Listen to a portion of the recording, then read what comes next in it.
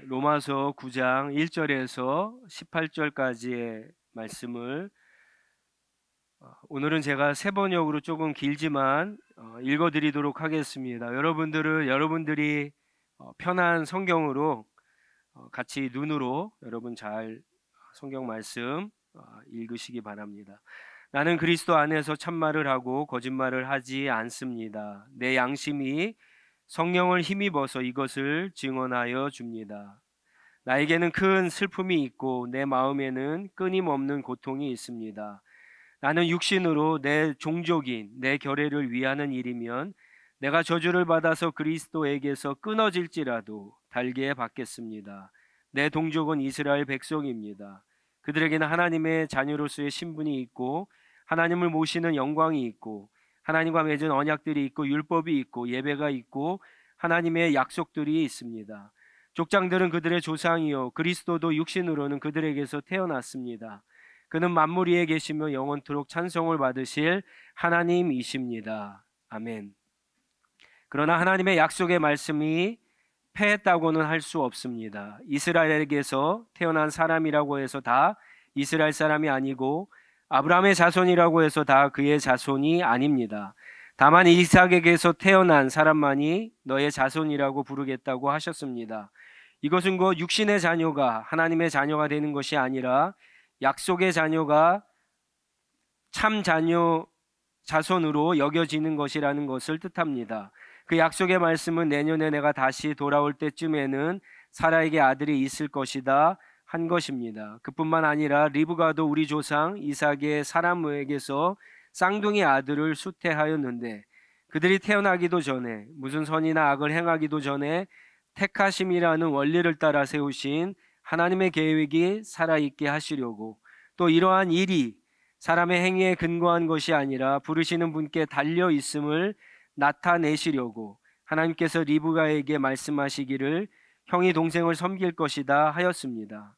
이것은 성경에 기록한 바 내가 야곱을 사랑하고 에서를 미워하였다 한 것과 같습니다. 자, 그러면 우리가 무엇이라고 말을 해야 하겠습니까? 하나님이 불공평하신 분이라는 말입니까? 그럴 수 없습니다.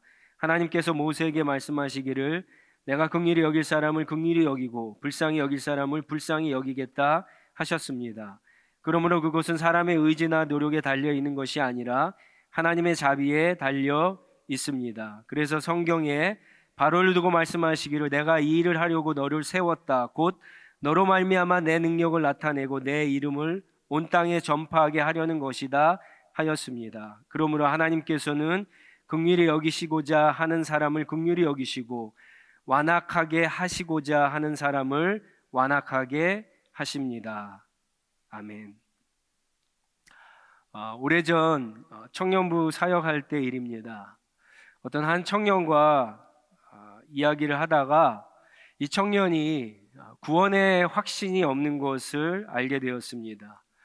나름 열심히 신앙생활도 하고 그리고 교회에서 여러 가지 봉사도 하고 믿음이 있는 줄 알았는데 이야기해 보니까 구원의 확신이 없었습니다.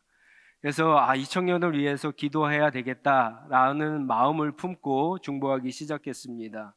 기도하는 가운데 이 청년이 좀 하나님에 대한 체험이 있었으면 좋겠다라는 생각으로 기도를 하게 되었습니다. 그러던 어느 날 토요일 오후였습니다. 이제 청년부 오후 예배를 저는 이제 사무실에서 준비하고 있었고 일찍 온 청년들이 본당에 모여서 예배를 위해서 기도하고 있었습니다. 한 청년이 사무실로 뛰어왔습니다. 빨리 와보시라고. 본당으로 갔더니 하나님의 특별한 은혜가 기도하는 청년들 가운데 나타났습니다. 청년들이 방언의 체험을 하고요. 또 기도하는 가운데 깊이 울면서 하나님 앞에 회개하는 장면이 제 눈에 들어왔습니다. 목회자로서 굉장히 감사했는데 사실 마음 한쪽 구석에는 하나님에 대한 섭섭함이 있었습니다. 왜냐하면 제가 중보하던 그 청년이 그 자리에 없었기 때문에 그렇습니다. 하필은 하나님이 왜 이때 은혜를 주실까? 30분만 아니 1시간만 좀 늦췄으면 어떠했을까? 그런 섭섭함이 사실은 감사함보다도 더 크게 제 마음에 와 닿았습니다. 여러분들도 아마 신앙생활하면서 이런 섭섭함, 어떤 하나님에 대한 아쉬움, 이해하지 못하는 그런 경험들을 하게 되는 경우가 많을 겁니다.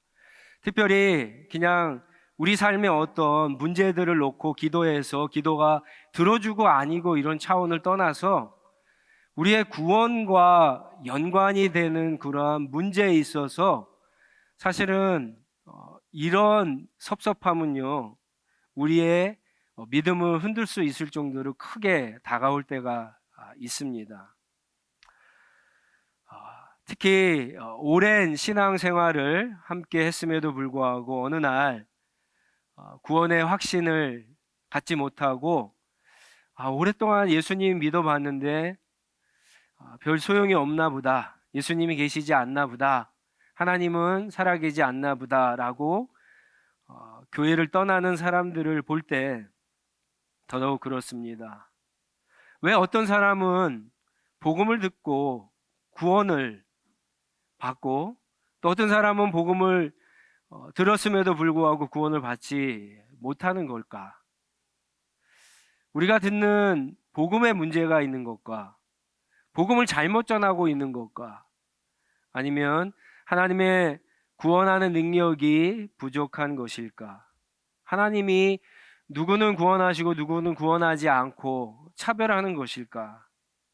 아무리 믿어도 인간의 노력으로는 되지 않는 걸까? 정말 구원받는 사람들이 정해져 있는 걸까?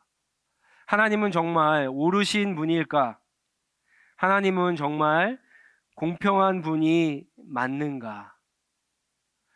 이런 여러 가지 질문을 하게 되는데 오늘 사도 바울이 이런 우리 안에 가질 수 있는 질문들에 대해서 사도 바울이 답을 하고 있습니다.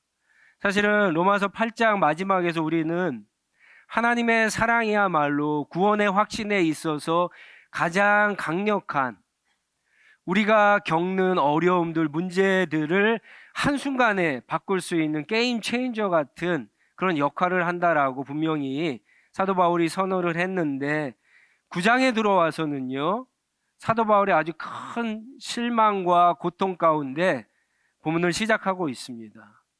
좀 문맥상 연결이 되지 않는 것 같아요. 어떤 성경학자들은 8장에서 9장, 10장, 11장을 빼버리고 12장으로 연결이 됐으면 훨씬 자연스러웠다라고 그렇게 이야기까지도 합니다.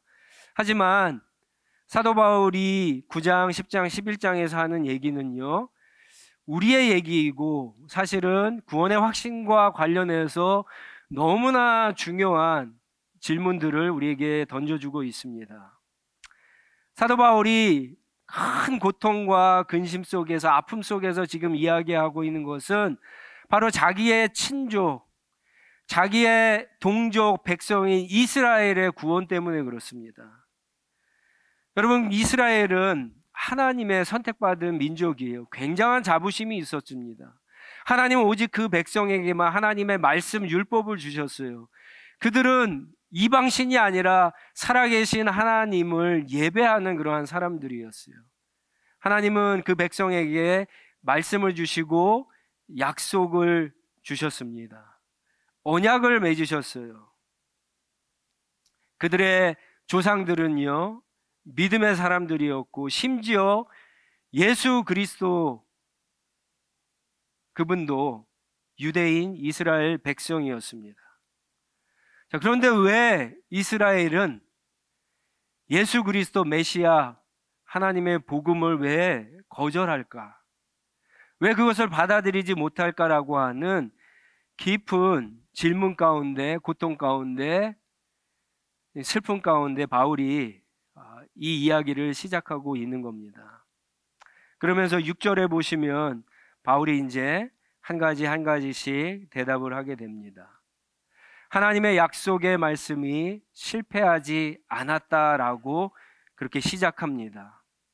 하나님이 이스라엘 백성들에게 약속하신 것은 맞죠. 그들을 구원하시겠다라 약속하는 것은 분명히 맞습니다. 확실하집니다. 하지만 우리가 생각하는 이스라엘과 하나님이 생각하는 이스라엘은 다르다라고 그렇게 이야기하죠. 이스라엘을 향한 하나님의 말씀이 실패한 것이 아니라 이스라엘이 실패했다라고 그렇게 이야기해요. 성경에는요, 항상 로마서에도 그렇지만 이스라엘을 두 개의 이스라엘로 이야기합니다.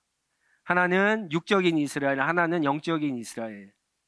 그러면서 사도 바울은요, 구약에 나타난 두 가지 사건을 통해서 이 이스라엘의 계명을 확실하게 이야기해 줍니다. 처음에 이야기하는 개념이 아브라함의 자손 이야기입니다. 아브라함에게는 두 명의 분명한 자식이 있었죠. 하나는 이스마엘, 또 하나는 이삭이었어요. 이스마엘도 아브라함의 자손입니다. 이삭도 아브라함의 자손입니다. 그러나 하나님이 인정하시는 자손은 이삭만이죠. 사라에게 주신 그 씨에서 나온 자손이 참된 이스라엘, 영적 이스라엘이라고 이야기합니다. 그러면 부모가 다르기 때문에, 아버지는 같지만 엄마가 다르기 때문에 그렇게 갈리는 것이다라고 생각할 수 있기 때문에 사도 바울은 더 명확한 예를 하나 이야기하죠. 바로 이삭의 아내였던 리브가 한 어머니에게 난 두 자식을 설명을 합니다. 바로 야곱과 에서죠. 야곱과 에서는 한 어머니에게 낳았어요. 쌍둥이입니다. 같은 시간에 태어났어요. 심지어 에서가 형입니다. 그런데 하나님은 야곱을 선택하셨어요. 애굽을 선택하지 않았습니다. 하나님은 야곱을 사랑하셨고 에서를 미워하셨다라고 그렇게 이야기합니다. 이스라엘의 구원에 대해서 이야기하면서 바울이 지금 시작하고 있는 대목이에요. 이게 무슨 말입니까? 구원이라고 하는 것은 인간의 노력, 인간의 열심, 인간의 의지와 상관이 있는 것이 아니라 전적으로 하나님께 달렸다라고 하는 거예요.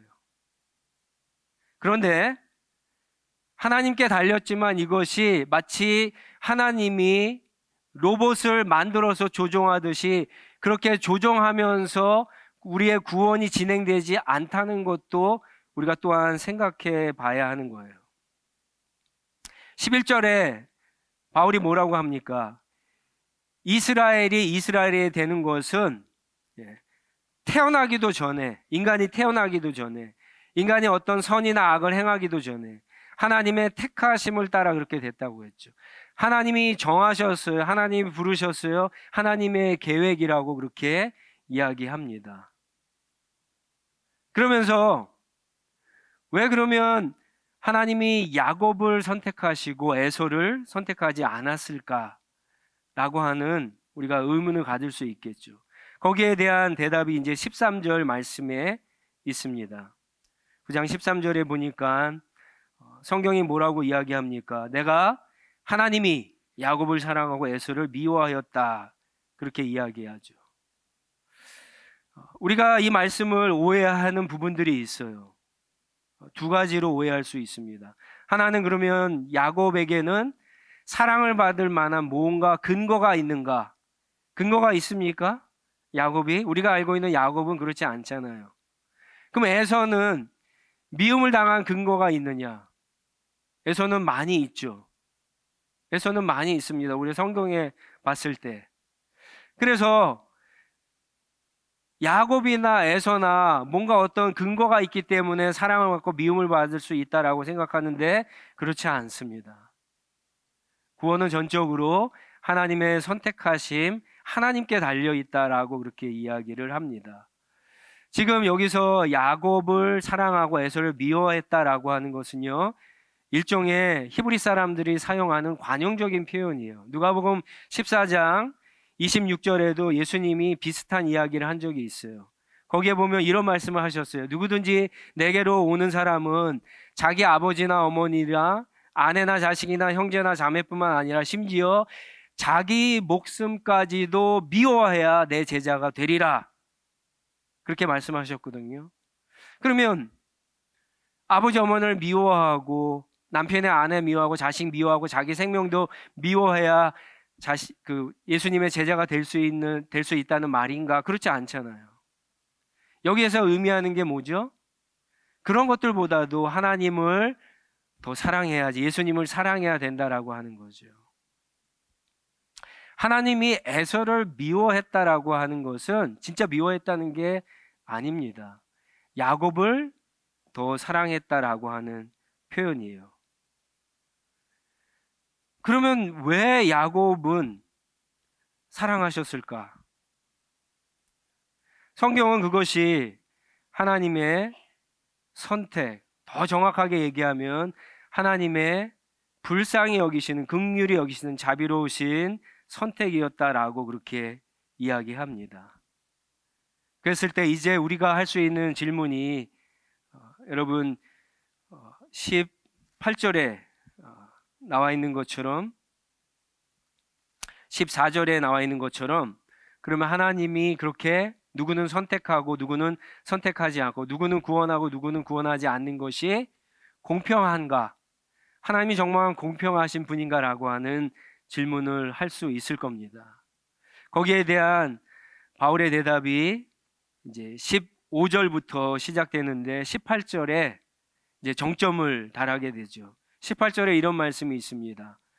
바로의 예를 들으면서 하나님께서는 긍휼히 여기시는 자를 긍휼히 여기시고 완악하게 하시고자 하는 사람을 완악하게 한다라고 그렇게 이야기합니다.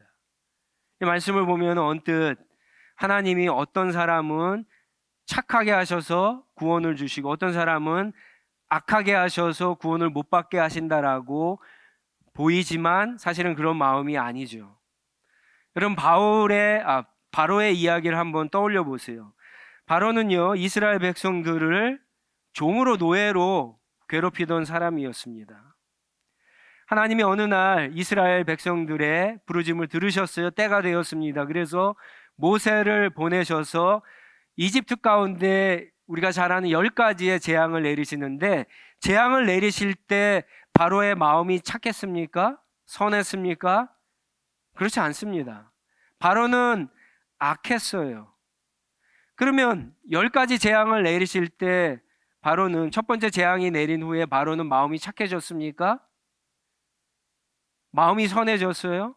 하나님이 인정하실 정도로 그런 좋은 사람이 되었습니까? 그렇지 않습니다. 바로는 마치 도로를 만들려고 콘크리트를 부었을 때 그 콘크리트가 처음에는 물렁물렁하죠. 그래서 밟으면 발자국이 나잖아요.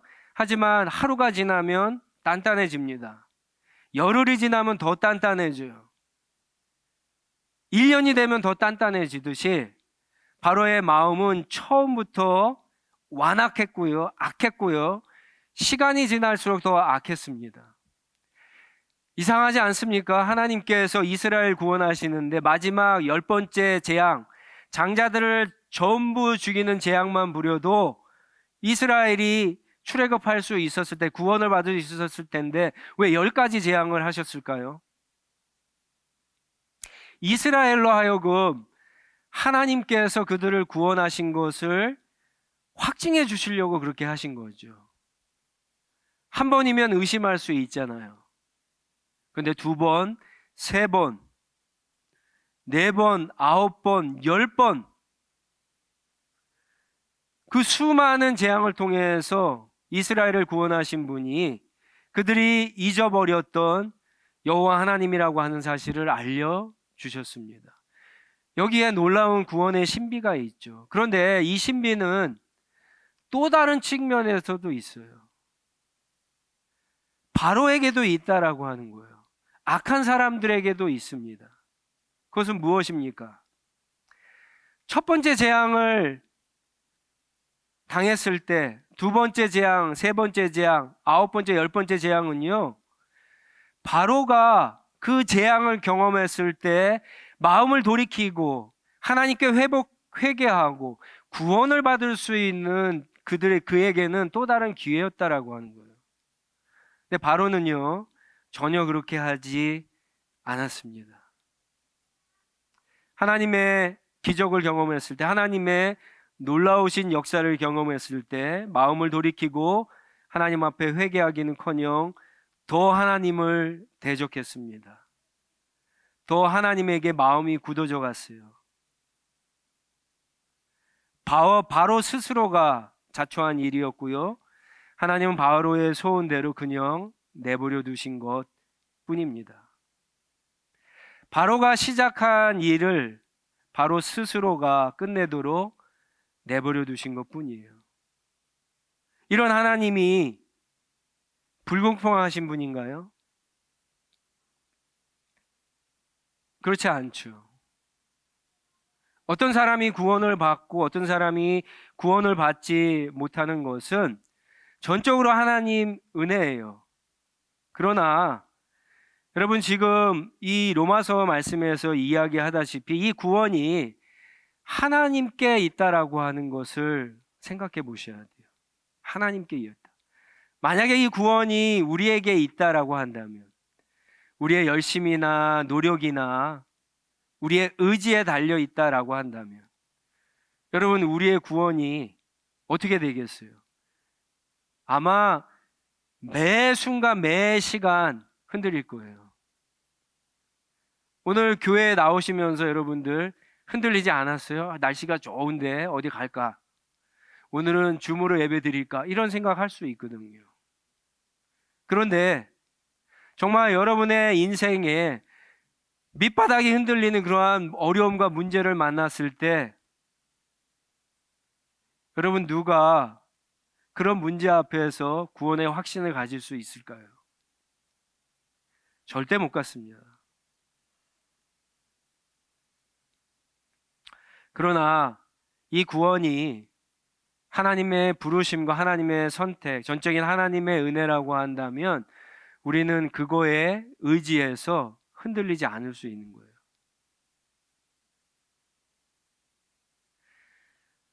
C.S. 루이스가 천국과 지옥의 이혼이라고 하는 책, 영어로는 The Great Divorce라고 하는 책에서 세상에는 두 종류의 사람이 있다라고 언급한 적이 있습니다. 한 종류는 하나님께 당신의 뜻이 이루어지길 바랍니다 라고 하는 사람이 있고요.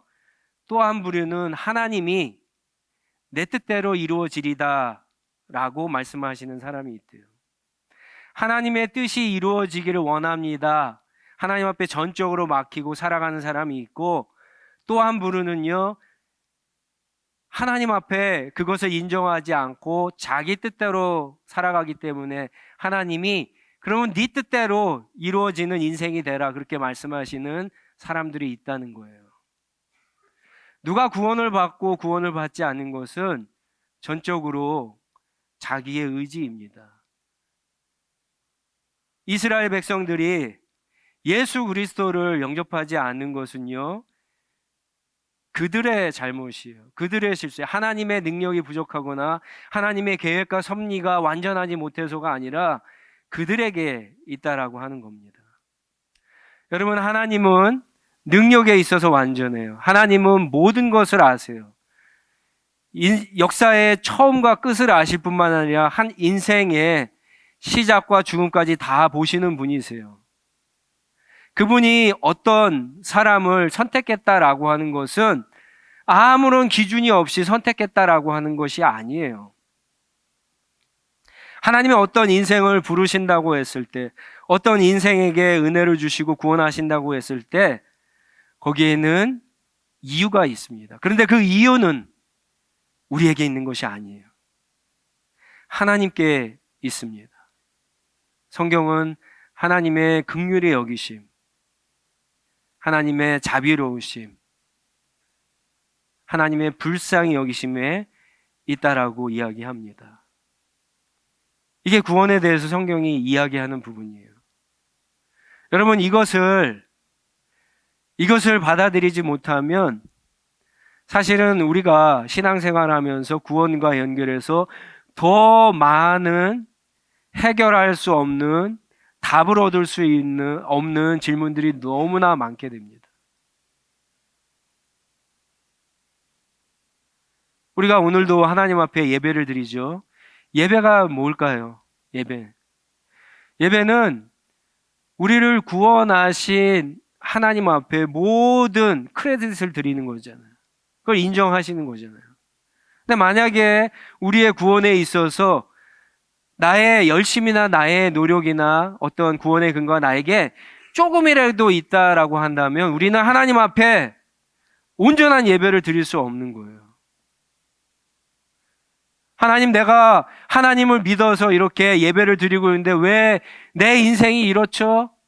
이렇게 하나님을 원망하고 하나님 앞에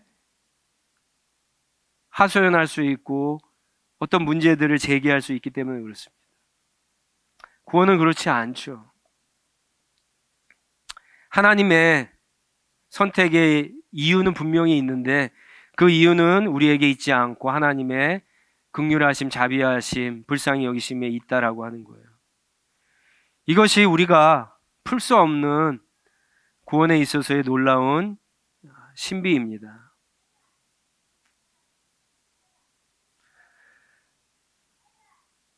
이 말씀을 우리가 읽으면서 이 말씀을 준비하면서 저는 그런 생각을 했어요. 왜 바울이 하필이면 여기서 이런 고백을 할까? 사실은 굉장히 개인적인 고백이거든요. 여러분 2절 말씀에 보면은 자기에게는 큰 슬픔이 있고 내 마음에 끊임없는 고통이 있다라고 그렇게 고백을 해요. 아니 방금 앞에만 보더라도 나를 향하신 하나님의 사랑을 어떤 피조물도 끊을 수 없다라고 고백한 사람이 나에게는 큰 슬픔이 있고 내 마음에는 끊임없는 고통이 있다라고 그런 고백을 하게 됩니다. 왜 이런 고백을 하게 될까요?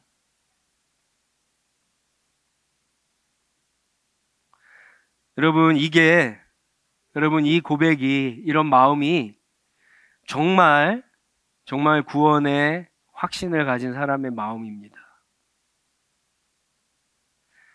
나를 향하신 하나님의 사랑에 대해서 정말 확신하는 사람이 갖는 마음이 이 마음이에요.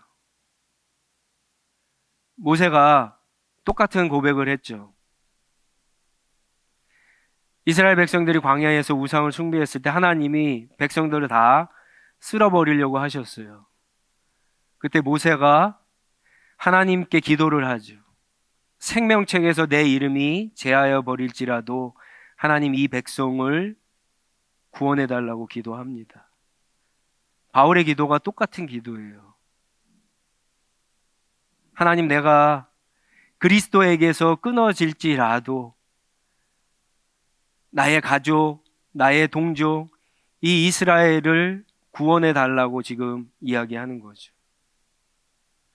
여러분, 이 마음이 한 영혼을 향한 마음이고 구원받은 사람들의 마음이고 우리를 향하신 예수 그리스도의 마음이죠. 예수님은 실제로 십자가의 죽으심으로 우리를 구원하셨잖아요.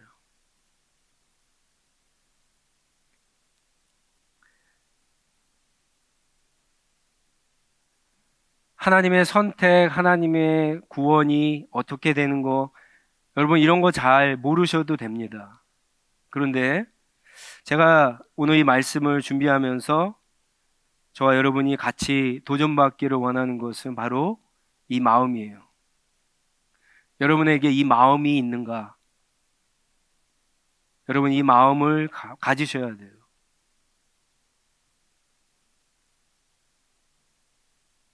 여러분 한 영혼의 문제를 가지고 하나님, 내가 죽더라도 이 영혼을 구원해 주십시오. 기도하신 적이 있으세요? 여러분의 구원받지 못한 자녀들, 여러분의 구원받지 못한 부모님들, 여러분의 구원받지 못한 형제 자매들, 우리 공동체 안에 아직 구원을 받지 못하고 구원의 확신이 없어서 죽어가고 있는 형제 자매들을 위해서 하나님, 내가 지옥에 갈지라도 하나님 저들을 구원해 주십시오라고 마음을 품고 기도하신 적이 있으십니까?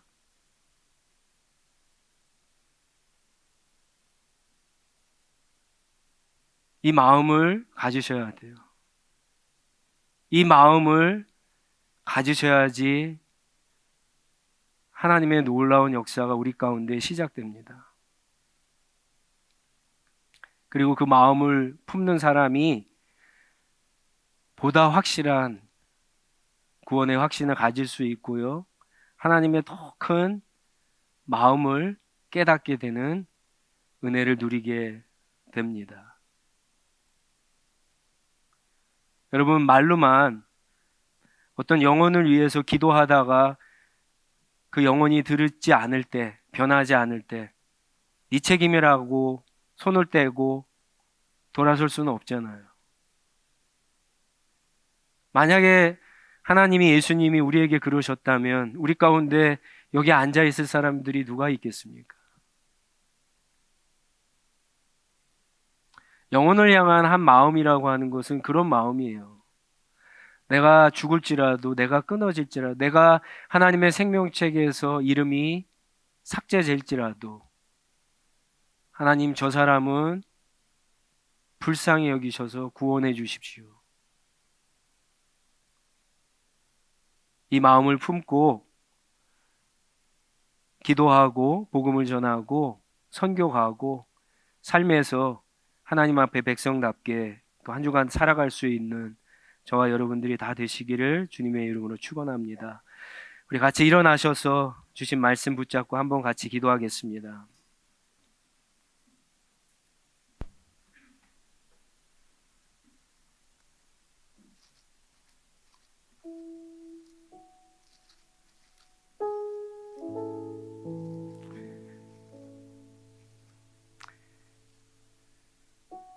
여러분, 디모데서에 보면은 자기 가족, 자기의 친족을 돌아보지 않는 사람은 믿음을 배반한 사람이라고 그렇게 말하고 있습니다. 우리가 주님 앞에 이렇게 나와서 예배를 드리면 참 좋죠. 그런데 우리의 가족 중에 누구는, 우리 형제 자매 중에 누구는 지금 은혜의 자리에 없잖아요. 하나님 앞에 나오지 못했잖아요. 거기에 대한 슬픈 마음으로 하나님 앞에 나아가는 것이 우리가 가져야 될 예배의 마음이고 한 영혼을 향한 마음인 줄 믿습니다. 우리의 자녀들 생각하면 그런 마음 품어야 되고요. 우리의 부모님들, 우리 형제 자매들, 우리의 지체들 생각하면 그런 마음을 품어야 됩니다. 오늘 그러한 마음을 이 시간 하나님 앞에 구하고 그 마음을 받아서 우리가 한 주간 살아가면서 한 영혼을 향한 그 마음으로 한 주간 동안도 우리 가정에서, 일터에서, 우리 삶의 자리에서 그렇게 복음을 전하는 자로 그렇게 살아갈 수 있게 해달라고 한번 같이 은혜를 구하며 기도하도록 하겠습니다. 기도하겠습니다.